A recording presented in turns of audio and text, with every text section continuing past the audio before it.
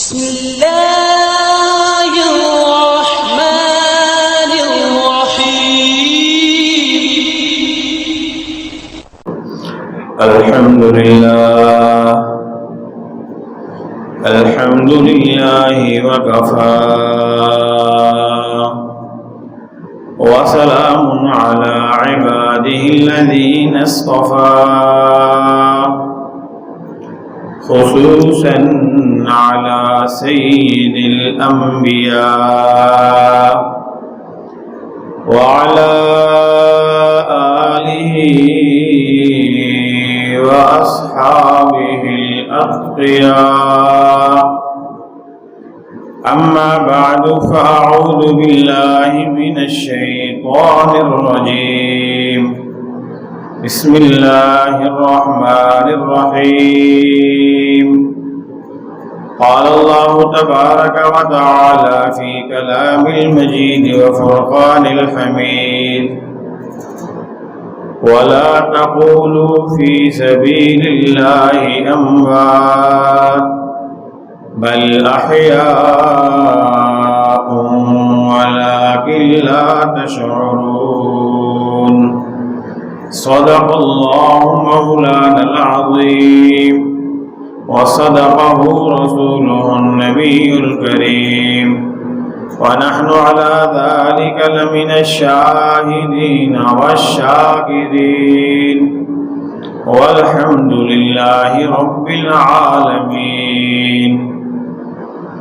اللهم صل على محمد وعلى آل محمد كما صليت على إبراهيم وعلى آل إبراهيم إنك حميد مجيد. اللهم بارك على محمد وعلى آل محمد كما باركت على إبراهيم وعلى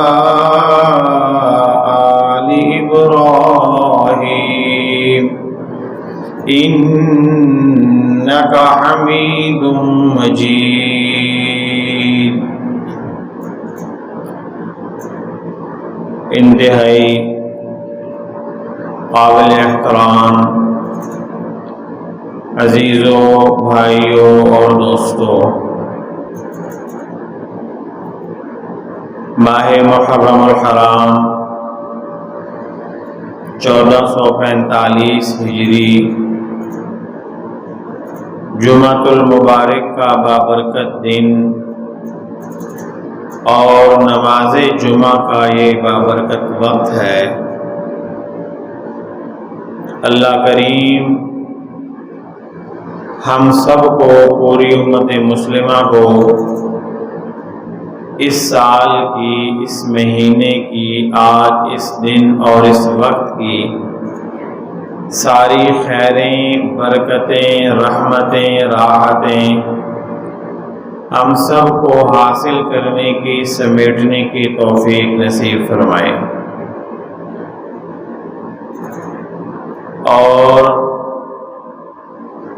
ہماری زندگی سے جو سال، جو مہینے، جو دن نکل چکے ہیں، ان میں جو کمیاں کوتاہیاں ہوئیں، رب کریم کے حضور یہ التجا ہے کہ اللہ کریم وہ ساری خطائیں، لغزشیں اپنے فضل و کرم سے معاف فرمائیں، اور اس نئے سال، اسلامی سال، ہجری سال کے آغاز میں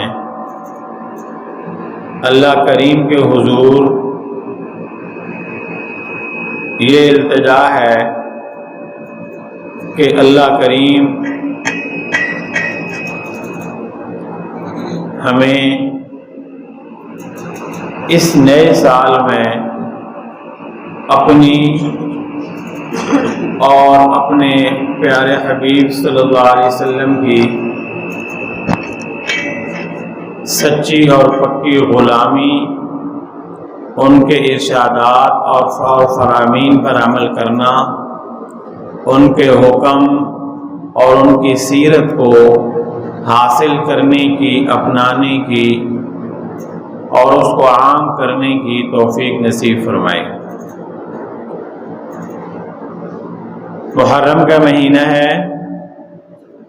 محرم کا مہینہ ہجری اور اسلامی سال کا پہلا مہینہ ہے، لیکن آپ حیران ہوں گے کہ اس سال کا پہلا دن یعنی یکم محرم الحرام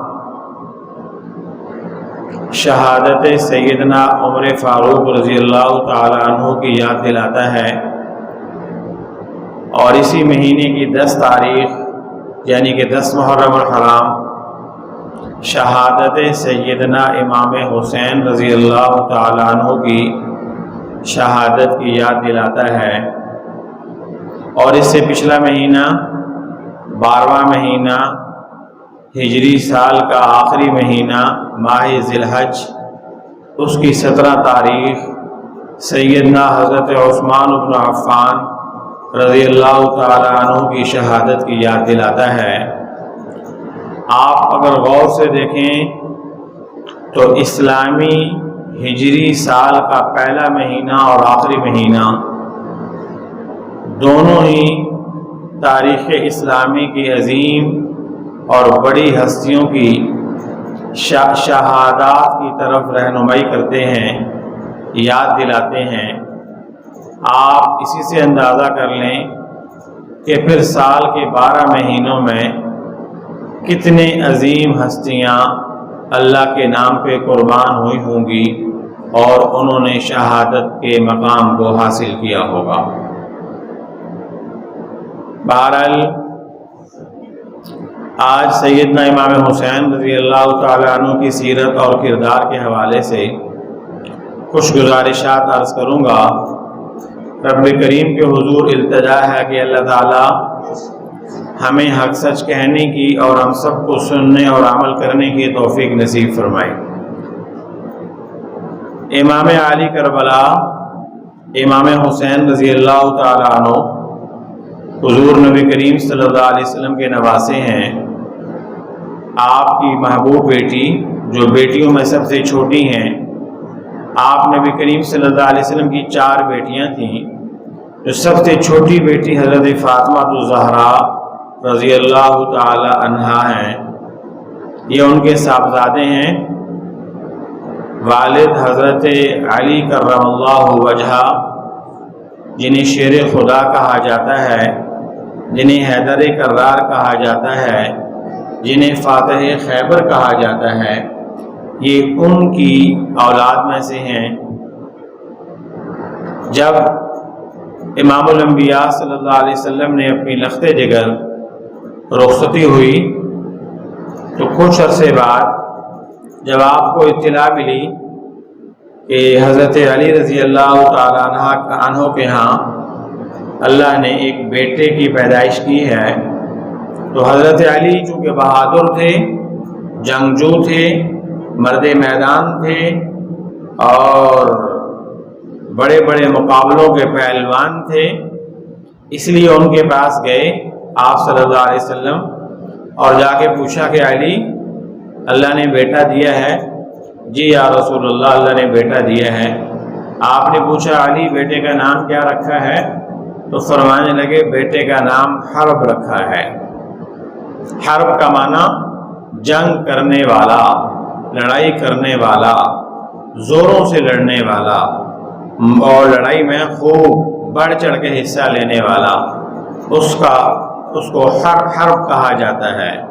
تو اسی لیے حضرت علی رضی اللہ تعالیٰ عنہ نے، کیونکہ خود جنگجو تھے، لڑائیوں میں بڑھ چڑھ کے حصہ لینے والے تھے اور میدان کے جری اور بہادر تھے، اسی لیے آپ نے اپنے بیٹے کا نام حرب رکھا۔ امام الانبیاء صلی اللہ علیہ وسلم نے دیکھا، سرکار مسکرائے اور آپ نے فرمایا علی اس بیٹے کا نام حسن رکھو، اور آپ تشریف لے گئے۔ حضرت علی نے اپنا ارادہ تبدیل کر دیا اور بیٹے کا نام حسن رکھا۔ کچھ عرصہ پھر گزرا اور اس عرصے بعد اللہ نے پھر بیٹا دیا، پھر آپ تشریف لے گئے۔ آپ نے پوچھا علی بیٹے کا نام کیا رکھا ہے؟ تو حضرت علی نے فرمایا بیٹے کا نام حرب رکھا ہے۔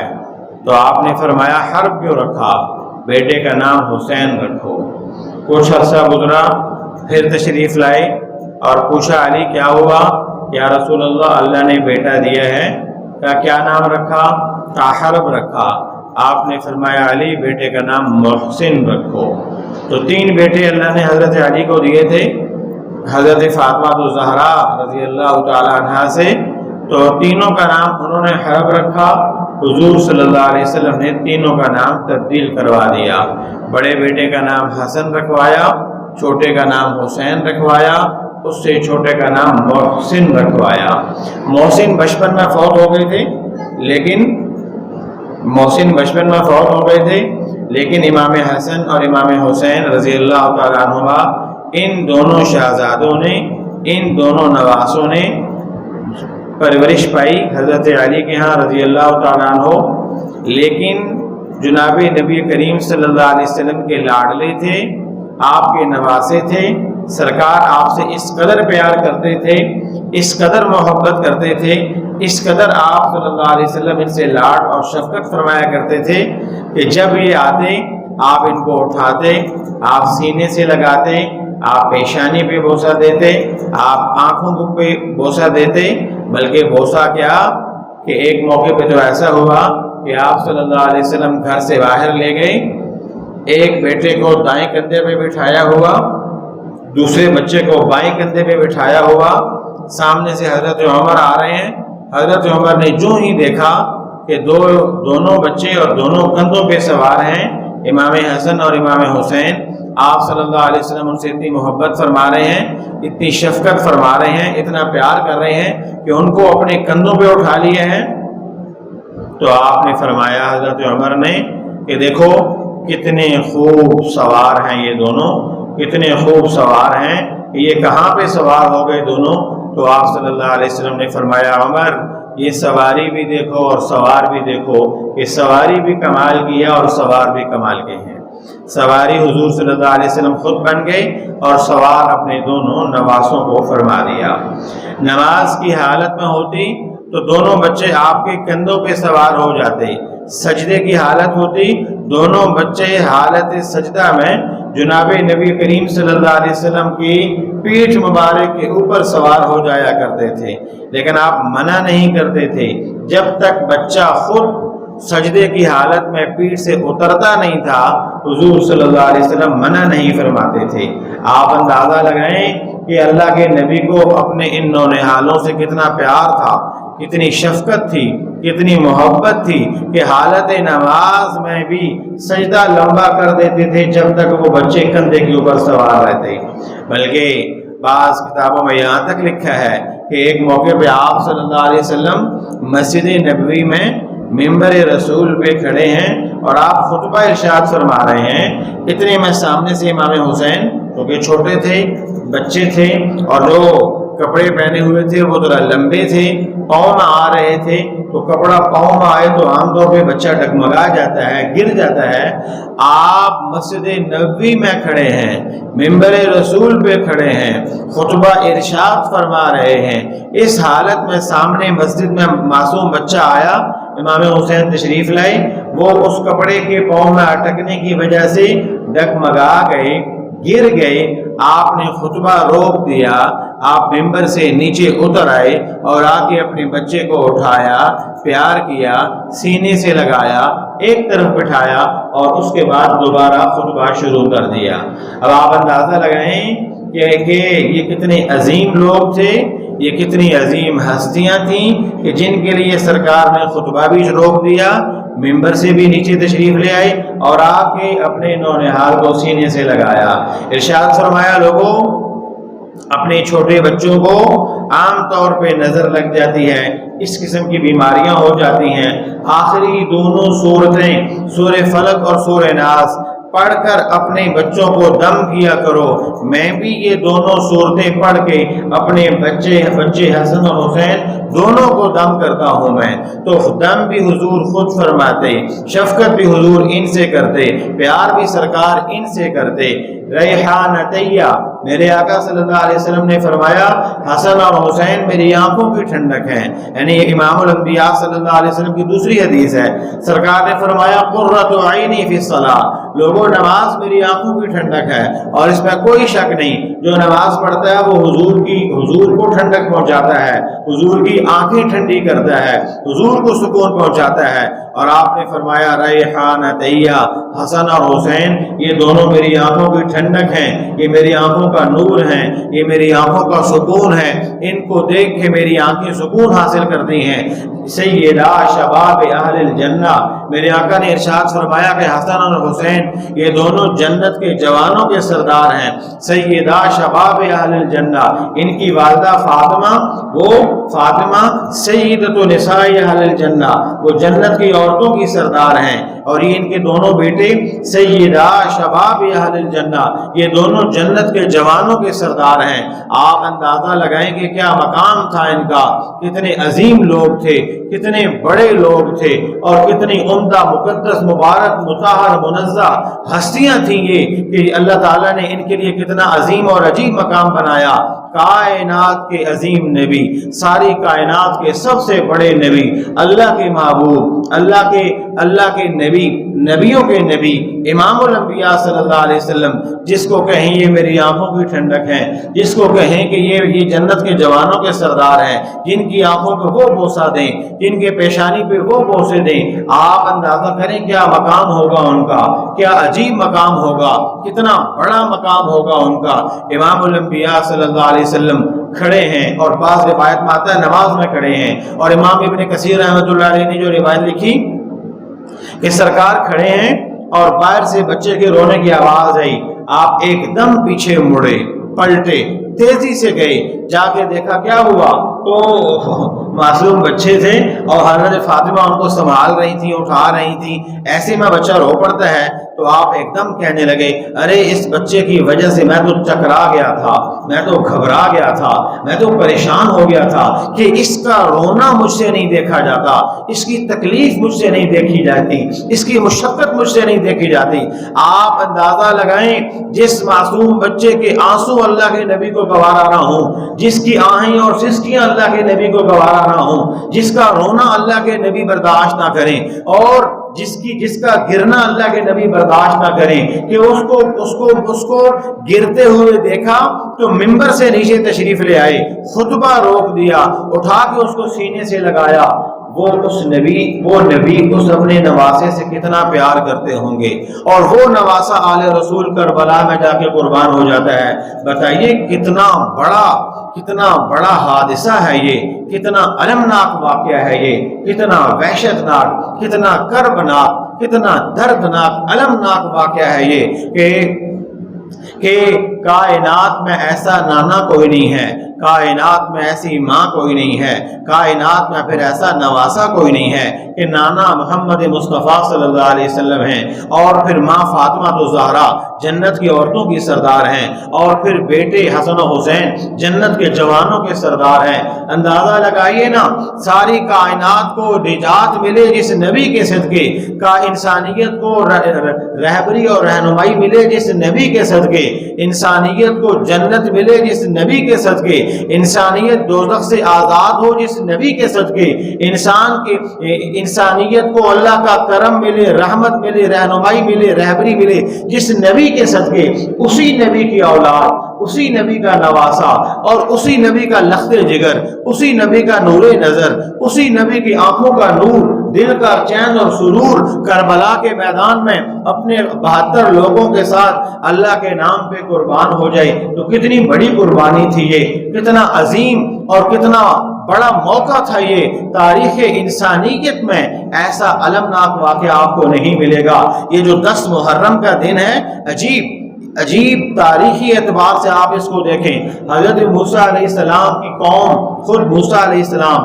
آزمائش میں پھنس گئے، اللہ نے فرعون کے ظلم سے نجات دی، 10 محرم کو دی تھی۔ اللہ نے ان کے ظلم سے نجات دی، 10 محرم کو دی تھی۔ راستے کھل گئے، 10 محرم کو تھا۔ اللہ نے ان کے لیے آسانیاں پیدا کی۔ حدیث میں آتا ہے قیامت قائم ہوگی 10 محرم کو ہوگی، اور کربلا کی قیامت بھی قائم ہوئی تو 10 محرم کو ہوئی تھی۔ اب آ جائیے اس بات کے اوپر کہ صحابہ کرام امام حسین سے کتنا پیار کرتے تھے۔ میں ایک بات کہہ کے پھر آگے چلوں گا۔ مدائن آپ جانتے ہیں ایک علاقہ ہے، فتح ہوا۔ مدائن کا علاقہ فتح ہوتا ہے حضرت عمر کے دور میں، اور بہت زیادہ مال غنیمت، بہت زیادہ سونا چاندی، اور جو ہے وہ اس وقت کی جو سب سے بڑی کرنسی درہم کہلاتے تھے، وہ بہت زیادہ درہم کے ڈھیر لگ گئے۔ آپ اور حضرت عمر رضی اللہ تعالیٰ عنہ نے سب کو بلا لیا، اور اب وہ مال غنیمت تقسیم کرنے کا وقت آیا۔ بس یہ چھوٹی سی بات کہہ کے پھر آگے چلوں گا۔ مال غنیمت تقسیم کرنے لگے۔ حضرت عمر نے ارشاد فرمایا بلاؤ امام حسن کو۔ صحابہ گئے، حضرت امام حسن کو بلایا رضی اللہ تعالیٰ عنہ۔ 1000 درہم اٹھائے، کہا حسن یہ تمہارے ہو گئے ہیں۔ پھر کہا امام حسین کو بلاؤ، حسین کو بلایا گیا، 1000 درہم اٹھائے اور ان کو دے دیے۔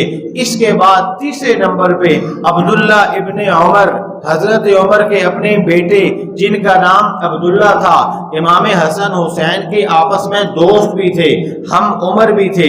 یہ لڑکے لڑکپن میں بھی دوستی بھی تھی، کھیلتے بھی اکٹھے تھے، بڑے بھی اکٹھے ہوئے۔ لہذا جب مال غنیمت تقسیم ہونے کا وقت آیا تو ان دونوں کو تو حضرت عمر نے خود بلایا، حضرت عمر کے بیٹے خود پیچھے پیچھے آ گئے کہ حسین کو مل گیا، حسن کو مل گیا، تو سب میں تقسیم ہو رہا ہے، مجھے بھی ملے گا۔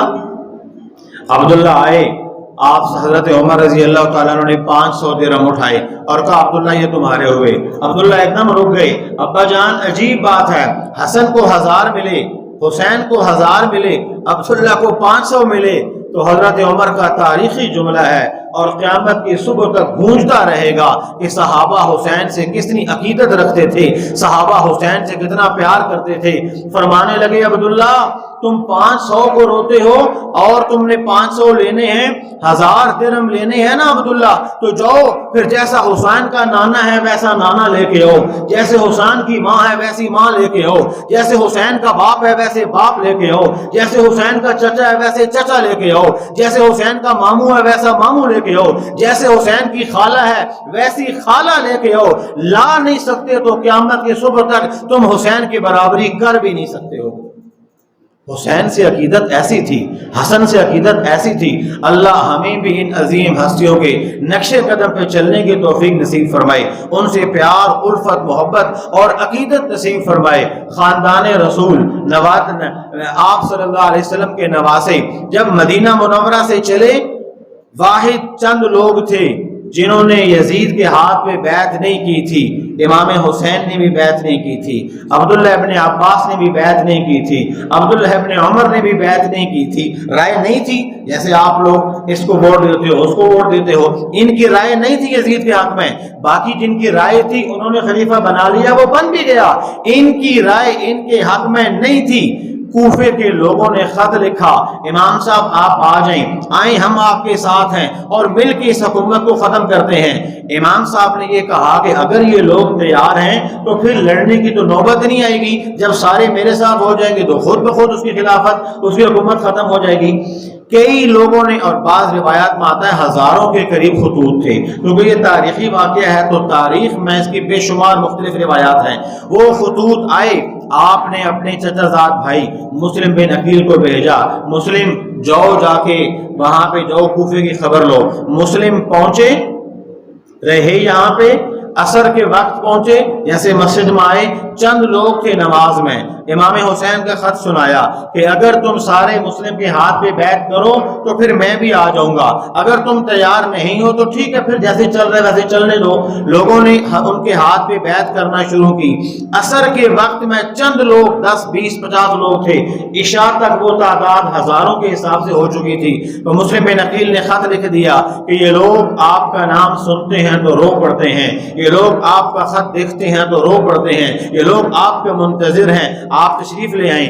خط وہاں پہنچا، امام حسین رضی اللہ تعالیٰ عنہ وہاں سے چلے، مدینہ سے نکلے، ابھی آپ کوفہ نہیں پہنچے، ابھی آپ راستے میں کربلا کے میدان میں ٹھہرے ہوئے تھے کہ وہاں پہ فرزدق شاعر ملا، کچھ اور بھی لوگ ملے، پتہ چلا مسلم بن عقیل حضرت امام حسین رضی اللہ تعالیٰ عنہ کے چچا زاد بھائی کو شہید کر دیا گیا ہے۔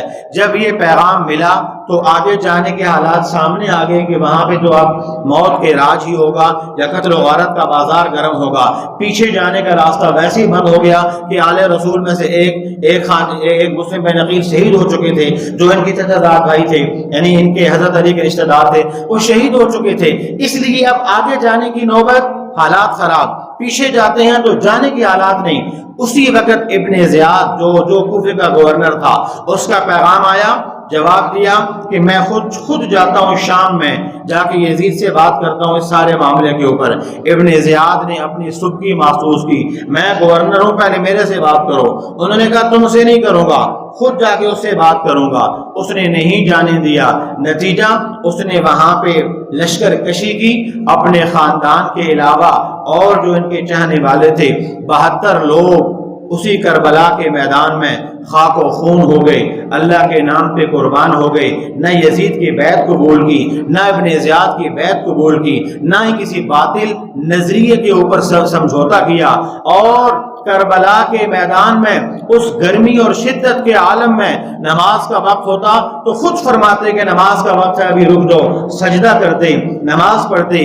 اسی لیے لکھا ہے، تاریخی جو کہ روایت ہے، اسی لیے لکھا ہے بعض کتابوں میں کہ امام حسین رضی اللہ تعالیٰ عنہ حالت نماز میں تھے، حالت سجدہ میں تھے کہ ان کو شہید کر دیا گیا۔ اور آپ صلی اللہ علیہ وسلم نے فرمایا کہ میں دیکھ رہا ہوں ایک کتا ہے جو میرے خاندان کا خون چاٹ رہا ہے۔ بدبخت ترین لوگ تھے جن کی تلواریں آل رسول کے خون سے رنگین ہوئی تھیں، بدبخت ترین لوگ تھے جنہوں نے خاندان نبوت سے دشمنی مول لی۔ چاند کو بھونکنے سے چاند کا کوئی قصور نہیں ہوتا، بھونکنے والوں کا اپنا ہوتا ہے، اور 14ویں کے چاند کو کوئی کچھ بھی کہہ لے، 14ویں کا چاند بے نور نہیں ہو سکتا۔ آل رسول تھے، کل بھی کمال کے تھے، کل بھی کمال کے ہوں گے، جنت کے جوانوں کے سردار ہوں گے، جنت کے ایک پروانے ان کو مل چکے ہیں، اس دنیا میں جنت کی بشارتیں سن چکے ہیں، رضی اللہ عنہ ورضوا عنہ، پروانہ ان کو مل چکا ہے، اللہ ان سے راضی ہو گیا، یہ اللہ سے راضی ہو گئے۔ جو ان کی سیرت کو اپنائے گا، صورت کو اپنائے گا، کردار کو اپنائے گا، ان کی زندگی پہ چلے گا، اللہ اس کو دونوں جہانوں میں چمکائے گا۔ جو صورت سے، سیرت سے، کردار سے ہٹے گا وہ اس جہان میں بھی اور اس جہان میں بھی، جو جتنا ہٹے گا وہ اتنا اللہ تعالیٰ اس کو کامیابی سے دور کرے گا، وہ جہنم کے نزدیک جائے گا، وہ ناکامی کو اپنے گلے سے لگائے گا۔ اللہ تعالیٰ ہم سب کو امام علی کربلا، امام حسین رضی اللہ تعالیٰ عنہ، ان کے بڑے بھائی امام حسن رضی اللہ تعالیٰ عنہ، ان کے والد ماجد حضرت علی کرم اللہ وجہہ، ان کے نانا حضور حضرت محمد صلی اللہ علیہ وسلم، ان کی سیرت کو، صورت کو، کردار کو، اقوال کو، افعال کو، اعمال کو سیکھنے کی، عمل کرنے کی اللہ تعالی ہم سب کو توفیق نصیب فرمائے۔